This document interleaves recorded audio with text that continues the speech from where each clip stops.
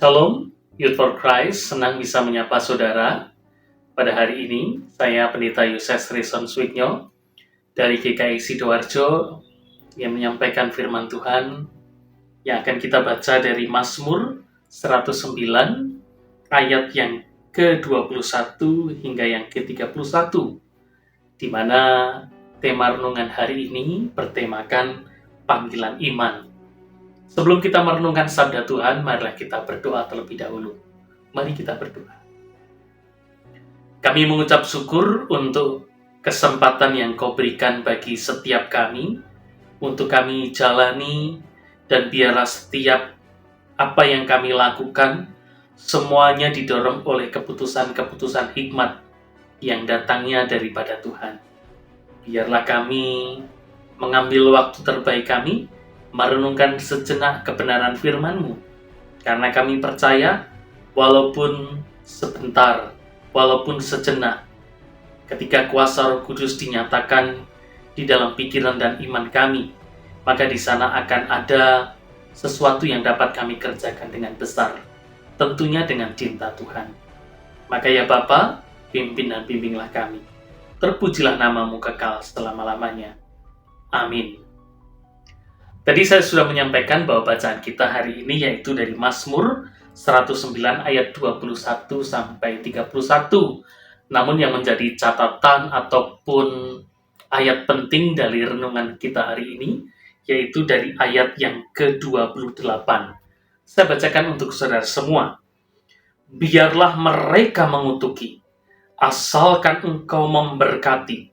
Apabila mereka bangkit, mereka akan dipermalukan, tetapi hamba-Mu akan bersuka cita. Nah, saudara, seorang teolog dan pendeta bernama Dietrich Bonhoeffer yang berasal dari Jerman, kala itu dia hidup di tengah kepemimpinan Adolf Hitler sebagai pemimpin dari kelompok Nazisme. Dan dalam perjuangannya, dia sangat keras menolak pemikiran-pemikiran Hitler, walaupun dia tahu bahwa akan ada konsekuensi besar dari setiap apa yang dia lakukan.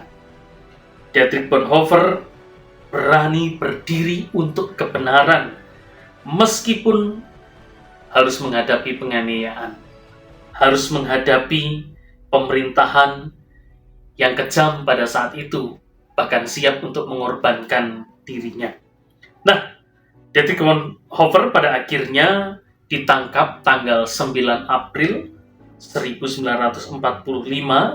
Dia dieksekusi, dia dimasukkan kamp konsentrasi, dan nilai-nilai perjuangannya pun pada akhirnya diteruskan oleh setiap orang percaya.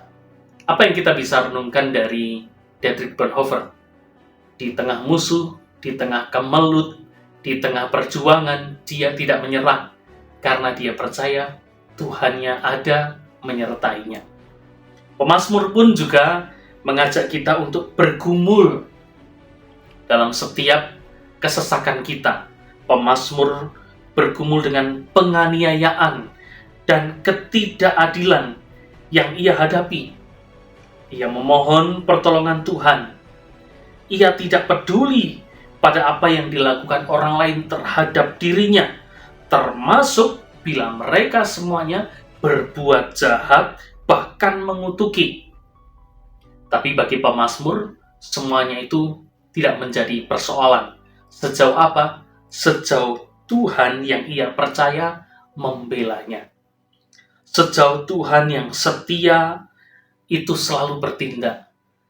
Sejak ada Tuhan, maka tidak ada ketakutan lagi bagi pemazmur. Nah, saya pikir di sini juga menjadi refleksi bagi setiap kita. Bagi saudara yang bekerja ataupun sedang kuliah, berani berdiri di hadapan kebenaran, berdiri di atas keadilan, membawa iman yang teguh sekalipun berada dalam risiko-risiko tertentu, tentu itu sesuatu yang berharga. Mungkin kita bisa kehilangan pekerjaan, mungkin kita bisa kehilangan karir kita, kehilangan circle kita, Tetapi sejauh iman kita tetap bisa berdiri dan kita percaya bahwa Tuhan tidak pernah meninggalkan umatnya. Dia akan setia dan Dia akan menunjukkan berkat-berkatnya. Saya pikir cara beriman seperti ini layak untuk dijalani. Percaya bahwa Tuhan selalu menjadi pembela dan tempat perlindungan kita.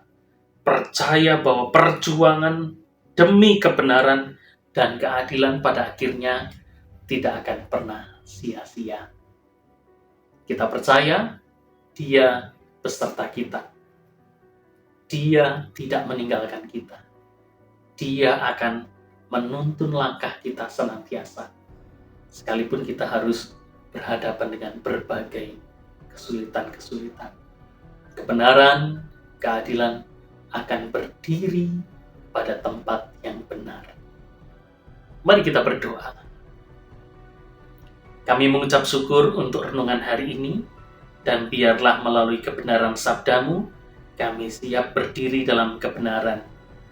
Kami berjuang dan tidak perlu takut dan gentar menghadapi setiap kelaliman, menghadapi setiap persoalan-persoalan yang menjauhkan hidup kami daripada Tuhan. Selama Tuhan ada di pihak kami, membela kami tak perlu takut. Biarlah semangat hari ini juga boleh kami kerjakan dalam semangat harian kami. Terima kasih ya Bapa untuk setiap kebenaran firman-Mu. Di dalam nama-Mu kami berdoa. Amin. Tuhan memberkati.